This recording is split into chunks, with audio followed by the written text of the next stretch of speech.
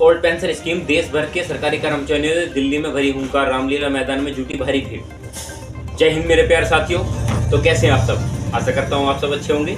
और जैसा वीडियो का थंबनेल आपने देखा होगा, आज की जो डिबेट होने वाली है बहुत ही खतरनाक और अहम एक डिबेट होने वाली है, क्योंकि दिल्ली वाली जो डिबेट थी उसको लेकर ये पूरी मेरी डिबेट होने वाली है। पूरा रामलीला मैदान के ऊपर मेरी डिबेट होने वाली है।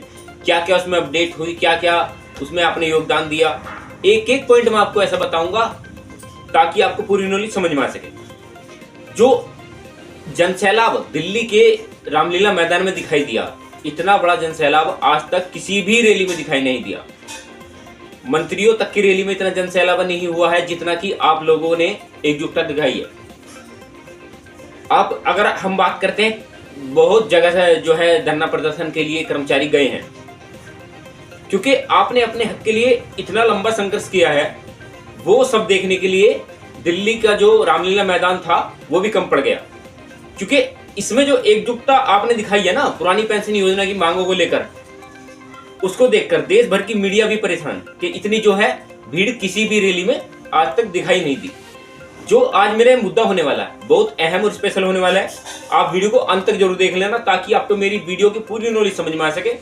चलिए दोस्तों, बात करते हैं शुरू। मैं आपका दोस्त अनुज कुमार, करते हैं बात को शुरू। ओल्ड पेंशन स्कीम, देश भर के सरकारी कर्मचारियों ने दिल्ली में भरी हुंकार, रामलीला मैदान में जुटी भारी भीड़। ये आज का मेरा टॉपिक है, मुद्दा भी होने वाला है। सरकारी कर्मचारियों द्वारा पुरानी पेंशन बहाली की मांग को लेकर किया जा रहा आंदोलन रविवार को विकराल रूप धारण कर गया।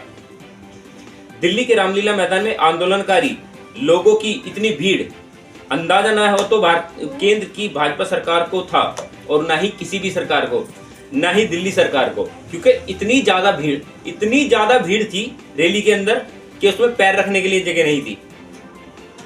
चलिए बात करते हैं विस्तार से। मैं आपको बताना चाहता हूँ, पुरानी पेंशन स्कीम बहाली को लेकर देश भर के कर्मियों ने दिल्ली में हुंकार भरी। रामलीला मैदान आयोजित महारैली में बड़ी संख्या में केंद्र और राज्य सरकार के कर्मचारी पहुंचे, जिसके समर्थन में कोई पार्टियों के नेता, किसान नेता समेत कई संगठनों के कार्यकर्ता मौजूद थे। उनका कहना था कि सरकार अपनी जिद नहीं छोड़ती तो इससे भी बड़ा आंदोलन पूरे देश में किया जाएगा। आगामी लोकसभा चुनाव में केंद्र व राज्य सरकार के 10 करोड़ कर्मचारियों की यह संख्या निर्णायक साबित होगी, क्योंकि आप सभी जानते हैं कि जो 2024 का जो आम चुनाव आने वाला है, इसमें एक अहम भूमिका निभा सकते हैं जो हमारे सरकारी कर्मचारी हैं। केंद्र के, राज्य के किसी भी प्रकार के कर्मचारी हैं, वो इसमें एक अहम और स्पेशल भूमिका निभा सकते हैं 2024 के जो आम चुनाव आने वाले। चलिए बात करते हैं। पेंशन संक्रांत महारैली का आयोजन national movement for old pension scheme NPS के बैनर तले किया गया। एनपीएस के राष्ट्रीय अध्यक्ष विजय कुमार बंधु ने इस मौके पर कहा कि पुरानी पेंशन कर्मचारियों का अधिकार है। सरकार से खैरात नहीं मांग रहे। सरकारी कर्मचारियों, पेंशन और उनके रिश्तेदारों को मिलाकर इसकी संख्या 10 करोड़ के आसपास बैठती है, 10 करोड़ पर चली जाती है। चुनाव में बड़ा उलटफेर करने के लिए यह संख्या निर्णायक साबित हो सकती है। पंजाब, राजस्थान, पश्चिमी बंगाल, छत्तीसगढ़, हिमाचल प्रदेश और झारखंड में पुरानी पेंशन बहाल हो चुकी है। जब भारत आर्थिक रूप से मजबूत हो चुका है सरकार, तो फिर पेंशन क्यों नहीं दी जा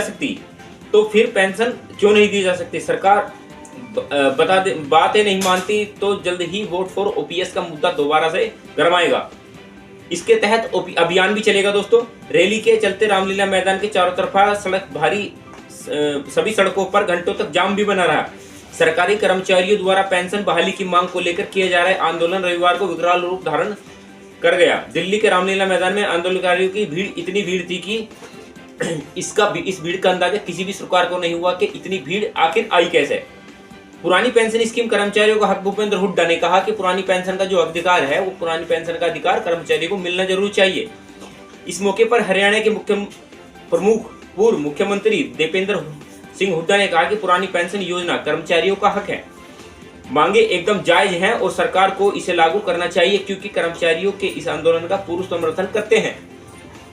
अब इसमें किसान इस लड़ाई में कंधे से कंधा मिलाकर चलेंगे, टिकैत ने कहा।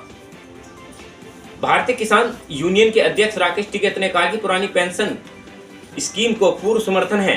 देश का किसान इस लड़ाई में कंधे से कंधा मिलाकर चलेगा और इसे मजबूती से लड़ने का काम करेगा।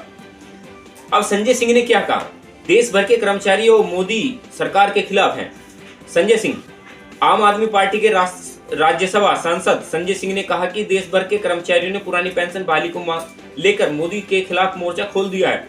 40 दिन विधायक सांसद रहने वाले को पूरी जिंदगी पेंशन, तो 40 साल नौकरी करने वालों को पेंशन क्यों नहीं मिल सकती।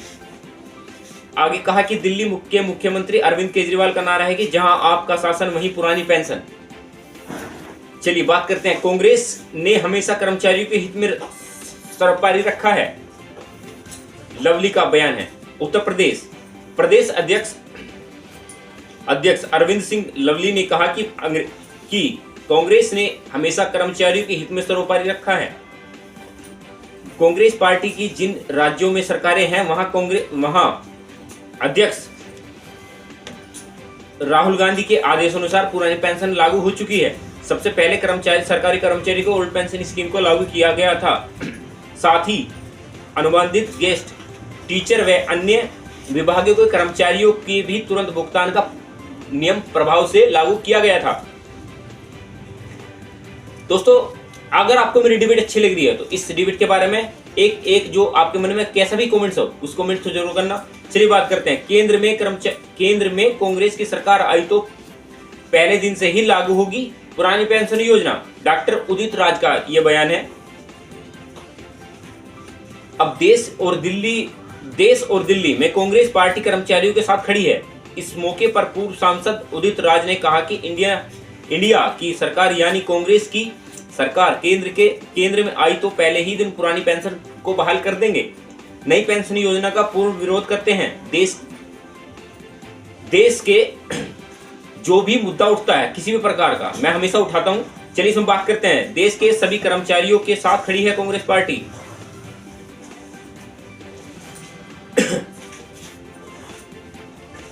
क्योंकि कांग्रेस का जो मुद्दा है आज के समय में मेन और स्पेशल यही है कि जो पुरानी पेंशन है उसे बहाल किया जाए किसी भी प्रकार से।